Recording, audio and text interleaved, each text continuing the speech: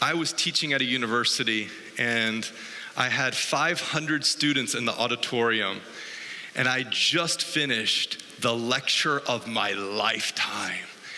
Every student was sitting there on the edge of their seat, focused on every word that came out of my mouth, and I, as a professor, felt like I was on top of the world, just strutting about the stage, expelling all this wisdom and knowledge to my poor students who knew nothing.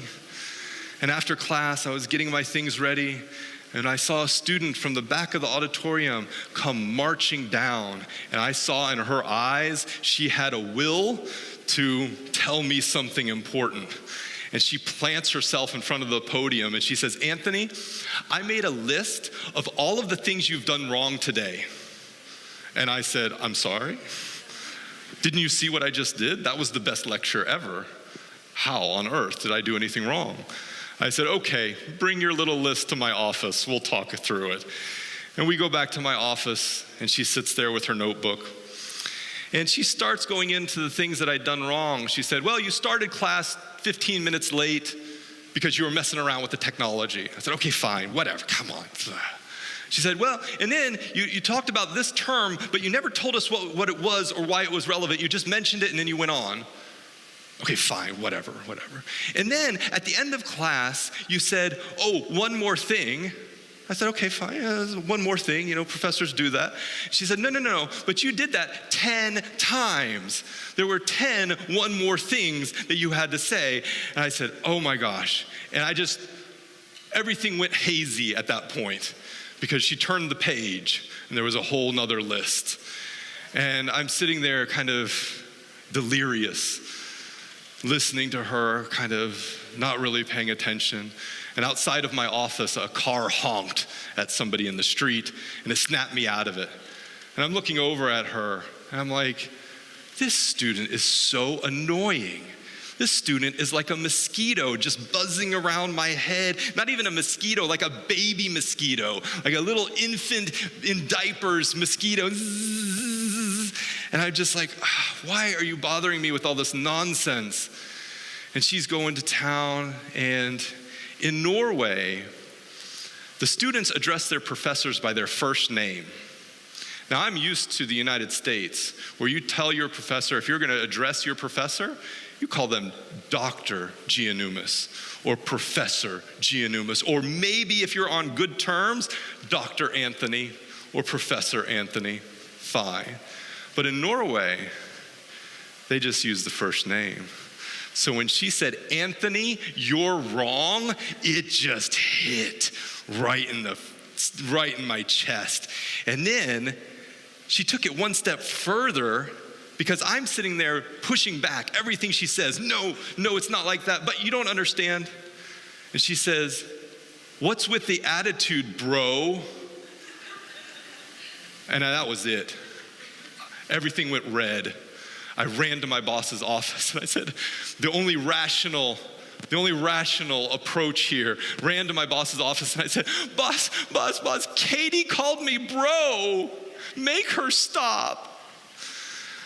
She said, "Deal with it." I go back to my office and I'm sitting there, and she's continuing to just assault me with all of these issues, and I'm continuing to try to listen and try to understand.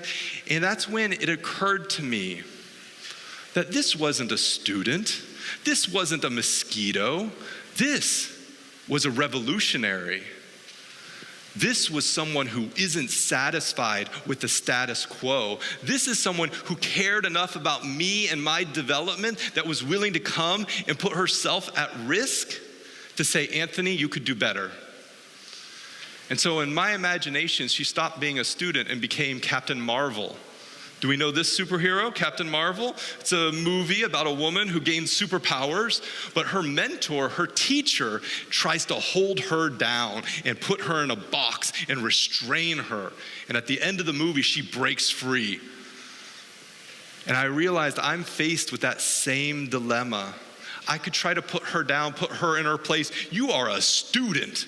I am the professor. I've been doing this for decades. You know nothing. Or I could shut up and listen. And that's what I did. I listened to what she had to say.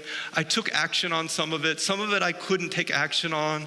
And the stuff that she told me really opened my mind to the value of this input. And I realized that if I, as a leader, want to encourage new perspectives, I have to shut up.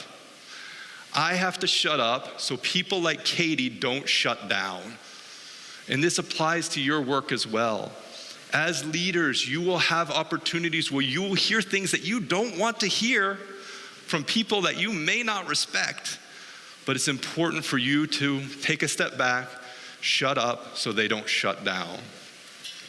Now, I worked with Katie for many years afterwards, and I was lucky enough to get to know her very well. And one day she pulls me aside. She said, Anthony, at the meeting we just attended, you talked a lot, and I wanted to signal to you that you needed to shut up. And I said, okay, fine. Let's come up with a little, like a sign that you can do. She said, Anthony, there's a sign language gesture for shut up.